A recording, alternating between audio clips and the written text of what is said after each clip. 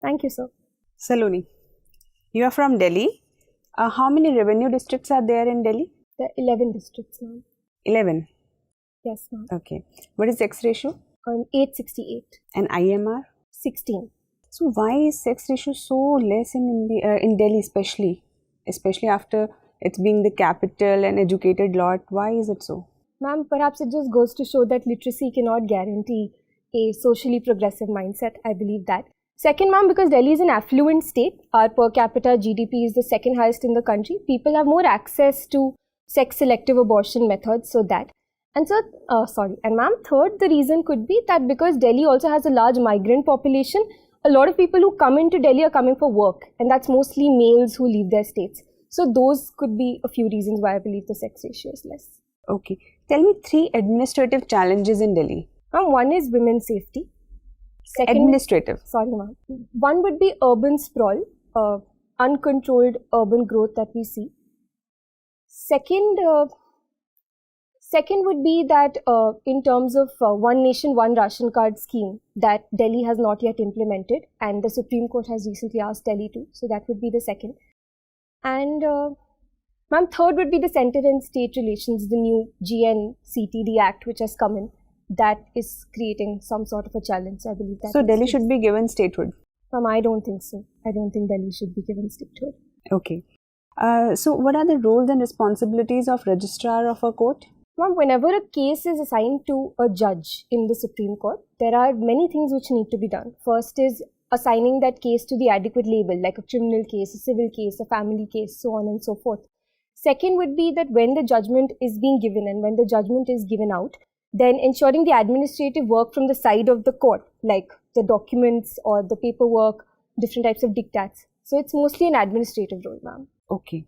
I gather from your DAF that you participated in many parliamentary debates, mock parliamentary debates. So nowadays parliamentary debates are based on ideological issues, or are they mostly on party lines? Mostly on party lines, ma'am. And I think on some issues we see ideological debates as well, but mostly on Can party you give lines. me some example? For example, when Article 370 was being discussed in the parliament, I believe that was a little ideologically debated, while other issues like the GNCTD Act 2020 was debated more on party lines. So what is beneficial for our democracy? Ma'am, neither ideally. It should be issue-based, and what is in the merit for the people should be discussed. So ideally, I don't think either the ideology-based or a party-based is beneficial. Okay. So you also did work with Teach India. When education is the responsibility of state, then why is it that so many NGOs have to pitch in and fill in the gaps? Why? Ma'am, I think there are two ways of looking at this. One is that it points to a deficit in the delivery of education by the governments. Unfortunately, our governments have not been able to provide all the resources that are needed. But second, ma'am, I think it's good as well because these NGOs know the local demands of the people and they can augment the state's efforts so that more grassroots related change can happen. So I believe it's a symptom of certain deficiency, but it's also a good step in many ways.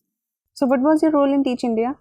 Ma'am, I was an intern with the program for 3 months, 6 hours every week. We taught in an NGO and we taught 18 to 30-year-olds. So essentially English for employability, teaching them English which will help them get jobs, be it in BPOs, in restaurants, etc.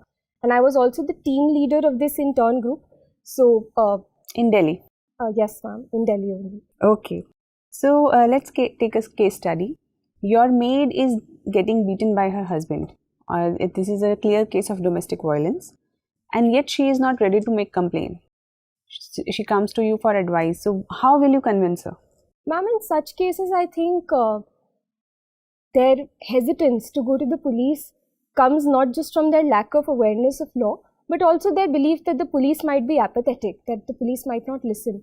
So in this case, I will first tell her that there is no point suffering this abuse. Her life is not going to get better anyway.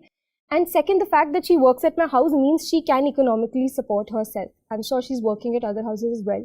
So I would help her. I would go to the police station with her myself so that perhaps she has some confidence. I understand it might be daunting to go alone.